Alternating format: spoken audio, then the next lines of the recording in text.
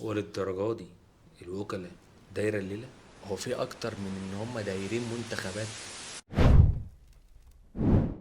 تقول لي ده الليلة في يعني ايه داير؟ الأندية يعني ايه داير دايرين منتخب؟ منتخبات، يعني في وكلاء بتودي لعيبة منتخبات. لو مدير فني مصري بتودي لعيب يعني في منتخب. لعيبه في المنتخب؟ حصلت معايا أنا وأنا في فترة من الفترات، والله والله كلام أحسب عليه وأنا المسؤول عنه. أنا لعيب بدون ذكر أسماء، ما كانش بيختاروه معظم الوقت في المنتخبات، يعني بعيد زينا احنا مثلا، واحنا في أندية بعيدة عن نص الجدول. تمام.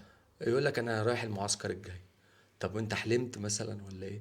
راح المعسكر الجاي. دي بقى بتحسبها ازاي؟ بعد الدور الايام، بعد المدير الفني. وكان احقاقا للحق عشان انا حلفت، هو ما كانش مدير فني مصري، كان مدير فني اجنبي وقتها. وكيل مصري. وكيل مصري مع مدير فني اجنبي. وحصلت واللعيب ده راح.